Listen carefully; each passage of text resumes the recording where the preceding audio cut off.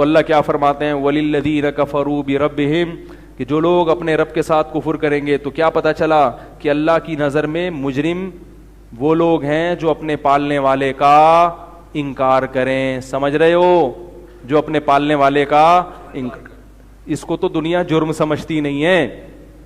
تو چونکہ جنت اللہ نے بنائی, جہنم اللہ نے بنائی, تو پاس بھی کون کر, پیپر جو ہے نا, جو ایگزام کے لیے جو اللہ نے جو پیپر بنایا وہ بھی اللہ نے بنایا ہے. تو جب تک اس پیپر کو فل نہیں کریں گے, میرے اور آپ کے کہنے سے نہ کوئی جنت میں جائے گا اور نہ کوئی جہنم میں. تو اللہ کہتا ہے سب سے پہلے مجھے مانو. کافر چونکہ اللہ کو نہیں مانتا اس لیے اللہ کے ہاں اس کا کوئی مقام نہیں ہے. اس کی جتنی نیکیاں ہیں, قرآن نے کہا والذین کفروا اعمالہم, جو کافر لوگ ہیں ان کے اعمال کی مثال کسراب بقیعۃ یحسبہ الظمآن ماء, فرمایا جیسے کسی سراب میں تمہیں ریت پہ پانی نظر آتا ہے, تم لالچ میں وہاں تک پہنچتے ہو تو وہ پانی اور آگے چلا جاتا ہے, وہاں پانی نہیں ہوتا, کچھ بھی نہیں ہوتا. کہا کہ کافر جو عمل کر رہا ہے وہ امیدیں لگا کے بیٹھا ہے کہ مجھے یہ ملے گا. فرمایا جب وقت آئے گا تو کراماد اشتدت بہ الریح فی یوم عاصف, ایک راکھ کے پہاڑ کی طرح تمہاری مثال ہوگی کہ راکھ کا پہاڑ دیکھنے میں کتنا بڑا لگتا ہے مگر اس کا کوئی وزن نہیں ہوتا, پھونک مارو پورا پہاڑ اڑ جائے گا. تو یہ دیکھنے کی حد تک ہے, ان کے عمل میں جان نہیں ہے, کیونکہ یہ اللہ کے لیے نہیں ہے. کس کے لیے نہیں ہے؟ یہ اللہ کے لیے, جس نے کائنات کو بنایا اسی کو نہیں پوچھ رہے, جو تمہیں صبح شام نعمتیں دیتا ہے.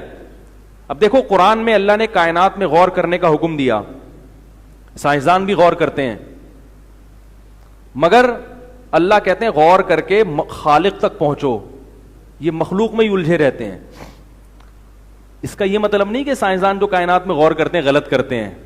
میں یہ کہہ رہا ہوں کہ اتنا کافی نہیں ہے, کائنات میں غور بھی کریں, لوگوں کی خدمت بھی کریں, لیکن خالق تک پہنچنے کی کوشش بھی تو کرو. آپ کس نے بنایا, کیوں بنایا, ان دو سوالوں کا جواب تلاش کرو. آپ وہ ہم سے کیا چاہتا ہے, اس پر کوئی بحث ہی نہیں ہے کہ وہ ہم سے کیا چاہتا ہے. وہ کہتے ہیں چھوڑو یہ مولویوں کا کام ہے, یہ مذہبی لوگوں کا کام ہے.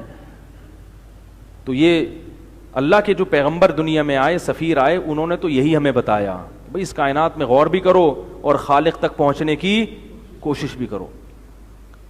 میں ڈاکومنٹریز دیکھتا ہوں بسا اوقات یوٹیوب پہ نا, مختلف قسم کی سائنسدانوں کی جو ڈاکومنٹریز ہیں, بڑی عجیب عجیب ڈاکومنٹری ہیں.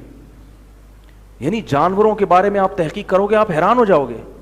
سمندر کی گہرائی میں ایسے ایسے جانور پیدا کیے جہاں اندھیرا ہے مگر اللہ نے وہاں بھی زندگی پیدا کی ہے. اب گورے جو ڈاکومنٹری بناتے ہیں اس میں کیا ہوگا, ایسی ایسی کائنات کے رازوں سے پردہ فاش کریں گے کہ انسانی عقل حیران کی یار خدا نے کیا کیا بنایا ہے. سورہ یاسین میں جو اللہ نے کہا نا وَهُوَ بِكُلِّ خَلْقٍ عَلِيمٌ, وہ ہر طرح سے پیدا کرنا جانتا ہے. تو ہمارا ان انگریزوں کی بنائی ہوئی ڈاکومنٹری کو دیکھ کر ہمارا ایمان بڑھتا ہے, بے اختیار منہ سے سبحان اللہ نکلتا ہے, کیا کیا بنایا اللہ تعالیٰ نے. مگر گورے جب یہ ڈاکومنٹری بناتے ہیں تو اس پر کوئی بحث, ان کے منہ سے سبحان اللہ نہیں نکلتا ایک دفعہ بھی. بس کہتے ہیں بڑی عجیب فطرت, نیچر فطرت کہہ کے سب کیا کر دیتے ہیں, ٹال دیتے. گاڈ کا نام بھی نہیں آتا, اللہ تو یعنی انگلش میں بھی نہیں کہتے کہ گاڈ کیسا طاقتور گاڈ ہے. لیکن عرب جب یہ ڈاکومنٹری بناتے ہیں, یہ پیش کرتے ہیں, اس میں وہ بار بار قرآن مجید کی آیتیں چلاتے ہیں. وفی انفسکم, جب وہ انسان کی باڈی پہ ریسرچ پیش کریں گے آپ کے سامنے تو قرآن کی آیت لے کر آئیں گے, وفی انفسکم, تمہاری اپنی جان میں, تمہارے اپنی باڈی میں بڑی بڑی نشانیاں ہیں اللہ کے وجود کی اور اللہ کو پہچاننے کی. افلا تعقلون, تم عقل سے کام کیوں نہیں لیتے. یہ جو جنگل ہے نا ڈاکومنٹری ہے, اللہ کی قسم یہ خود ایک بہت بڑا عجوبہ ہے. جنگل میں جو جانور اللہ نے پیدا کیے نا, خود سائنسدان کہتے ہیں کہ جنگل میں شیر درندہ نہ ہو تو انسان کے لیے خشکی میں زندگی مشکل ہو جائے گی. کوئی چیز اللہ نے بیکار پیدا نہیں کی ہے. یہ خود اس کی علامت ہے کہ یہ کائنات ایک نظام کے تحت چل رہی ہے, یہ اندھی نہیں چل رہی, کوئی چلانے والا ہے. بڑی سوچ سمجھ کے بنایا اس نے ایک ایک چیز کو. 3 حصے اللہ نے پانی رکھ دیا, 1 حصہ خشکی. ایسا بھی تو ہو سکتا تھا 3 حصے خشکی ہو 1 حصہ پانی ہو, یہ اتفاق بھی تو ہو سکتا تھا, نہیں ہوا. اگر کہ یہ ہوتا, دیکھو ڈائناسور تھے نا کسی زمانے میں, ان کی نسل ختم ہو گئی. اس پر تو بحث ہوتا ہے نسل ختم ہو گئی، کیوں ہو گئی؟ اس پہ نہیں ہوتی بھائی، انسان کو دنیا میں آنا تھا اس لیے ڈائناسور کو اللہ نے ختم کر دیا. ڈائناسور اگر ہوتے، ہم یہاں بیان سن رہے ہوتے بیٹھ کے، وہ کمبختوں کے منہ اتنے بڑے بڑے تو کھا جاتے، پوری دنیا کو کھا کے ختم کر چکے ہوتے اب تک. اللہ نے آنے سے، انسان کے آنے سے پہلے اللہ تعالیٰ، یہ باقاعدہ انتظام ہو رہا ہے انسان کے. بھائی اب انسان آ رہا ہے جس کے لیے بنایا، تو چھوٹے چھوٹے رہ جائیں گے، بڑے بڑے ختم. چھوٹے چھوٹے رہیں گے، چھپکلیاں رہ گئیں خواتین کو ڈرانے کے لیے. شوہر سے نہیں ڈرتی، چھپکلی سے ڈرتی ہیں. حیرت کی بات ہے یار، اس پہ حیران ہوتا. وہ شوہر بڑی بڑی مونچھوں والا، ایسے بڑے بڑے بلڈر میں نے دیکھے ہیں، پولیس ڈرتی ہے ان سے. بیوی کے سامنے چلتی نہیں، چھپکلی لا کے دو تو وہ ڈر جائے گی. تو یہ آج سمجھ میں نہیں آیا کہ خواتین کا آج تک جو ہے نا، ان کی دماغ کس اسٹائل سے ان کی سوچتی ہیں، سمجھ میں نہیں آئی. تو اور یہ بھی ٹارزن یہ بھی دنیا میں ہر چیز کسی سے نہیں ڈرتا، مگر بیگم سے ڈرتا ہے. یہ اس پہ بھی بڑی حیرانگی ہوتی ہے یار، تو پولیس سے نہیں ڈرتا. وہ ہے نا اکبر دبے نہ تھے کبھی برٹش کی فوج سے. چھوڑو، یہ موضوع چینج ہو جائے گا. تو اب سمندر کی گہرائی میں، بہت زیادہ گہرائی میں پانی کا اتنا دباؤ ہے کہ انسان وہاں 1 منٹ بھی زندہ نہیں رہ سکتا، جا ہی نہیں سکتے وہاں پہ. لیکن وہاں مچھلیاں ہیں، وہ اتنے دباؤ میں کیسے ہیں بھائی؟ اور وہاں گھپ اندھیرا. مجھے جب کسی نے یہ بات بتائی نا، بڑے پڑھے لکھے آدمی نے، کہ بھائی سمندر میں روشنی ہوتی ہے نیچے تہ میں، لیکن بعض سمندر اتنی گہرائی میں ہے کہ سن لائٹ وہاں تک نہیں پہنچتی. مجھے قرآن کی آیت یاد آئی کہ قرآن نے ایک مثال دی ہے کہ جو لوگ اللہ پہ ایمان نہیں رکھتے، ان کی مثال ایسے ہے جیسے سمندر کی تہ میں اندھیرے میں ہوں، اور اتنا گھپ اندھیرا کہ ہاتھ قریب سے دیکھنا چاہیں تو وہ بھی دکھائی نہ دے. میں نے کہا دیکھو قرآن کو کیسے پتا چلا کہ سمندر میں اتنی گہرائی بھی ہے کہ جہاں سورج کی روشنی، تبھی تو قرآن مثال دے رہا ہے نا. تو اس سے پتا چلتا ہے کہ قرآن میں کوئی بھی ایسی چیز نہیں ہے جو سائنسی حقیقت کے خلاف ہو. قرآن مثالیں بھی غلط نہیں دیتا، حالانکہ مثال تو فرضی ہوتی ہے، تو فرضی طور پر بھی غلط بیان قرآن نہیں دیتا. کتنی بڑی دلیل ہے یہ قرآن کی حقانیت کی. تو اتنی گہرائی بھی ہے سمندر میں جہاں سورج کی روشنی، حالانکہ پانی تو ٹرانسپیرنٹ ہوتا ہے، بڑے جلدی روشنی کو پہنچاتا ہے ایک جگہ سے دوسری جگہ، وہاں روشنی نہیں پہنچ، وہاں بھی مخلوق ہے. اب اتنے اندھیرے میں وہ دیکھتی کیسے؟ اس میں ایسے ان کی جو ہے نا ریز نکلتی ہیں ان کی باڈی سے کہ ہم اور آپ آنکھوں سے اتنی جلدی بندہ ٹریس نہیں کرتے جتنی جلدی وہ اینٹینے لگے ہوئے ہیں. یہ اینٹینا تو اب سائنسدانوں نے ایجاد کیا ہے، ریڈار وغیرہ، جس سے جہاز کا پتہ چلتا ہے کتنی محنت کے بعد. تو کیا مچھلی نے اینٹینا خود لگا لیا اپنے؟ اس کو بھی تو کوئی بنایا ہوگا کسی نے، کہ اتنے گہرائی میں، اتنے دباؤ میں آنکھیں کام نہیں کریں گی اس کی، اس کو ایسے اینٹینے لگا دو کہ کوئی بھی اس کے قریب جائے تو اس کو فوراً، وہ اتنی اسپیڈ میں سفر کرتی ہے ادھر ادھر ادھر سے ادھر. سائنسدان اس کے بارے میں پوری طرح نہیں جانتے. کیوں؟ اس لیے کہ اس کے ایسے حساس اینٹینے ہیں کہ سائنسدان کوئی بھی مشین جب وہاں تک بھیجتے ہیں تو مچھلی غائب، مچھلی کو پتہ چل جاتا ہے. عام مچھلیاں تو دیکھتی ہے نا، تو پچھلی طرف سے حملہ کرو تو وہ پیچھے مڑ کے دیکھنے میں ٹائم لگے گا اس کو. یہ مچھلی کیا ہے؟ اینٹینوں کی مدد سے ٹریس کر رہی ہے، دائیں بائیں کوئی ہے تو نہیں، اپنا شکار بھی اسی طرح پکڑتی ہے، اینٹینوں سے پتہ چلتا ہے اس کو. اور بعض مچھلیاں ایسی ہیں، بعض سمندری مخلوق ایسی ہیں کہ وہ انڈے دینے کے لیے کئی 100 کلومیٹر کا سفر کرتے ہیں. انڈے دے کے وہ مچھلی واپس آئے گی، اور پھر جب اس کے بچے نکلیں گے نا، اتنے کئی، ایک سمندر کے کنارے سے دوسرے کنارے پر آئے گی وہ، لیکن اس کے سگنل کام کر رہے ہیں. جب اس کے انڈوں سے بچے نکلیں گے تو وہ وہیں چلی جائے گی. ہمارے ایک رشتے دار ہیں شپ پہ، کیپٹن ہیں، قریبی رشتے دار ہیں. انہوں نے مجھے بتایا کہ شپ پہ نا کچھ سائنسدان آئے ہوئے ہیں. ابھی تو وہ آج کل کم ہی جا رہے ہیں، جب وہ شپ پہ بہت زیادہ ہوتے تھے. انہوں نے مجھے خود بتایا کہ ہمارے شپ پہ کچھ سائنسدان آئے ہوئے ہیں. میں نے کہا کیا کرنے آئے ہوئے ہیں؟ انہوں نے کہا کہ وہ کچھوا ہے یا کوئی مخلوق ہے ایسی مچھلی، اس کے ریڈار لگا رہے ہیں یا کوئی کیمرہ لگا رہے ہیں. میں نے کہا کیوں؟ کہہ رہے ہیں یار وہ سینکڑوں کلومیٹر کا فاصلہ طے کرتی ہے، راستہ نہیں بھولتی. سمندر میں جا کے تو اچھا والا ذہین آدمی اندھا ہو جاتا ہے بھائی، میں اکثر بتاتا ہوں نا, سمندر میں تھوڑی دیر آگے جاؤ پھر نہیں پتا پاکستان کدھر ہے جاپان کدھر ہے, کچھ نہیں پتا چلتا. تبھی تو یہ ایجنٹ لوگ بیوقوف بناتے ہیں نا. وہ بتاتا تو رہتا ہوں وہ واقعہ, وہ ایک آدمی کو عمان جانا تھا نا, ایجنٹ کو پیسے کھلائے, وہ لانچ میں لے گیا, گھما گھما کے گوادر پہ اتار دیا. اب تو گوادر بن گیا, پہلے نہیں بنا ہوا تھا, ریگستان تھا. اب وہ پریشان, اس کو بولا یہیں عمان ہے آگے جا بس نکل لے خود. تو وہ گھوم رہا ہے, اس کو ایک بندہ ملا وہاں پہ, کہہ رہا ہے یار عمان کدھر ہے؟ اس نے کہا پتہ نہیں, میں تو خود قطر میں گھوم رہا ہوں. کہہ رہے پتہ نہیں عمان کدھر ہے, میں خود کہاں گھوم رہا ہوں؟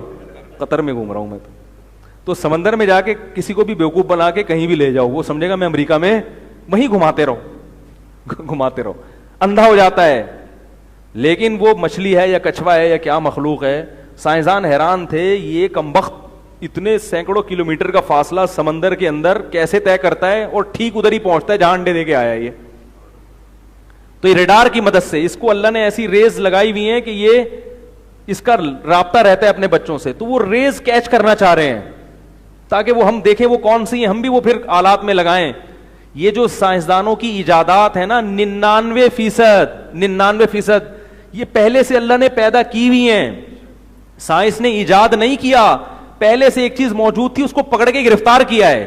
یہ جو آج لوگ کہتے ہیں نا کہ ہم موبائل فون پہ یہاں سے بات کرتے ہیں اور 1 منٹ میں امریکہ سے ہمارا رابطہ ہو جاتا ہے اور ہماری کال یہاں سے اڑ کے وہاں, کیا سائنس کی ترقی ہے. اللہ کے بندو, یہ سائنسدان نے ایجاد نہیں کی, یہ لہریں پہلے سے اس کائنات میں موجود ہیں. سائنسدانوں کو پتا ہے, پتا چل گیا کہ یار ایسی لہریں ہیں جو سیکنڈوں میں یہاں سے امریکہ پہنچتی ہیں. ان لہروں, اس گھوڑے کو پکڑو. سمجھ میں آ رہی ہے بات؟ گھوڑا تو پہلے سے موجود ہے, اس کو سدھارو. جیسے گھوڑا پہلے سے موجود ہے نا تیز رفتار, آپ کو پتا ہے یار یہ مجھے 2 گھنٹے میں یہاں سے وہاں پہنچا دے گا, تو اب گھوڑے کو کسی ٹیکنیکل طریقے سے قابو میں کرو, لگام دو اور اس کی پشت پہ بیٹھ کے جہاں چاہے پہنچ جاؤ. تو انہی لہروں کو سائنسدانوں نے قابو کیا کہ یار یہ تو گھوم رہی ہیں ہواؤں میں, ان لہروں کو کس طرح ہم قابو کریں اور کس طرح اپنی مرضی کا کام لیں. تو اس لہروں کے ان ریس کے گھوڑوں کو سائنسدانوں نے لگام دی اور بولا کہ بھائی تو نے جانا تو ہے امریکہ, تو میری آواز کو اپنی پشت پہ سوار کر کے یہاں سے وہاں پہنچا دیں. تو یہ اللہ کی پیدا کردہ لہریں ہیں جو 1 سیکنڈ میں میرے اس بیان کو پوری دنیا میں اسی وقت پہنچا رہی ہیں. تو سائنسدان موجد نہیں ہوتے, ایجاد کرنے والے نہیں ہوتے, مطلع ہونے والے ہوتے ہیں. ایک چیز پہلے سے ہے, آپ کو مل گئی, وہ نظر آ گئی. 99% چیزیں ایسی ہیں. اور یہ بھی کہ سائنسدان چلے تھے کچھ اور تلاش کرنے, مل گیا کچھ اور. تو یہ ساری چیزیں, یہ موبائل, یہ ٹیکنالوجی, یہ اللہ کی قدرت کی دلیل ہے. یہ کائنات میں پہلے سے چھوڑی ہوئی اللہ تعالیٰ نے, اور اس لیے چھوڑ دی اللہ نے. اللہ کو پتا تھا آبادی بہت بڑھ جائے گی, فیملی پلاننگ والوں کو اعتراضات شروع ہو جائیں گے, تو میں پہلے سے انتظام کر لوں. اتنی آبادی بڑھے گی تو کمیونیکیشن کا ایک رابطہ ہونا چاہیے. گدوں گھوڑوں کا جب اتنی ترقی ہوگی تو گدے گھوڑوں پہ انسان اکتفا نہیں کر سکتا. دیکھو 100 سال پہلے, 200 سال پہلے مالتھس تھا ایک یہودی, اس نے یہ نظریہ پیش کیا تھا بچے جس سپیڈ سے پیدا ہو رہے ہیں نا تو رزق ختم ہو جائے گا. اس کمبخت کو یہ پتا نہیں تھا کہ بچے تو پیدا ہو رہے ہیں لیکن زمین میں ابھی وسائل بھی, ابھی گیس اور پیٹرول کے ذخائر بھی دریافت ہونے والے ہیں. وہ سمجھ رہا تھا کہ لکڑیاں جلا جلا کے کہاں اتنے بچوں کو کھانا کھلائیں گے بھائی, اور کیسے یہ گندم پیدا ہوگی, کیا ہوگا. اس کو نہیں بیچارے کو پتا تھا کہ ابھی کائنات کے بہت سارے رازوں سے پردے اٹھنے والے ہیں. اللہ نے زمین میں پیدا کیا ہے گیس, بجلی کے ذخائر, پیٹرول, تیل, اور یہ برقی لہریں پیدا کی ہیں, ریڈیائی لہریں پیدا کی ہیں. ابھی ان پر بھی انسان ان کو بھی قابو کرنے والا ہے, ان سے بھی بہت سارے کام لے گا. تو اس لیے وہ بیچارہ وہ مر گیا. ٹھیک ہے, اور اس نے جو پیشگوئیاں کی تھی ایک پیشگوئی بھی پوری نہیں ہوئی. بلکہ خود ماہر معیشت لکھتے ہیں کہ اس نے کہا تھا آبادی اگر اتنی ہو گئی تو لوگ بھوکے مریں گے. تو ماہرین معیشت لکھتے ہیں کہ آبادی اس سے 10 گنا بڑھ گئی ہے مگر بھوکے نہیں مرے. اگر کوئی بھوکا مر رہا ہے تو انسان کی حماقت سے مر رہا ہے, دولت کی غلط تقسیم سے مر رہا ہے, آبادی کے بڑھنے سے نہیں مر رہا. بلکہ ماہرین معیشت, گوروں کی بات کر رہا ہوں, میرے پاس ریٹن میں حوالے موجود ہیں ان کے, انہوں نے یہاں تک لکھا کہ نہ صرف یہ کہ بھوک سے مر نہیں رہے بلکہ انسان کو اتنی بہترین خوراک اور اتنی وافر مقدار میں اتنی بڑی تعداد میں آج سے پہلے کبھی بھی نہیں ملی. رزق کے ذخائر کئی گنا بڑھ گئے ہیں. تو اس لیے بھائی یہ ساری چیزیں کس کی دلیل ہیں؟ کوئی ہے بنانے والا. لیکن ڈاکومنٹریاں دیکھتے ہیں, گوروں کی تو تعریف کرتے ہیں کہ بھائی اتنا زبردست ڈاکومنٹری بنائی, اور جس نے کائنات کو بنایا اس کے لیے ایک سبحان اللہ نہیں. اس کے بارے میں ذرا بھی نہیں سوچتے کہ یار اس کی نافرمانی چھوڑیں, اس کے سجدہ کریں اس کے سامنے, اس کے حکام کو فالو کریں. نہ نہ نہ, کریں گے ہم اپنا.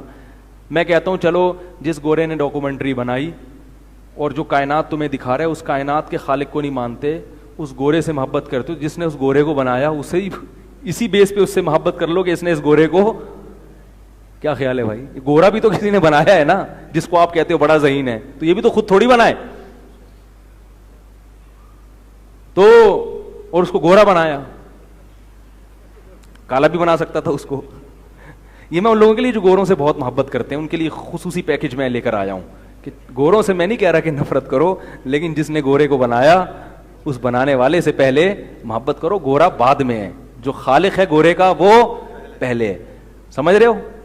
تو اللہ تعالی ہم سب کو عمل کی توفیق عطا فرمائے. اور اگر ان باتوں پر عمل نہیں کرتے میرے بھائی, تو قرآن کہہ رہا ہے, میں نہیں کہہ رہا, ٹھکانہ بہت برا ہے, وہ جہنم کی آگ ہے. اللہ ہم سب کو اس آگ سے محفوظ فرمائے.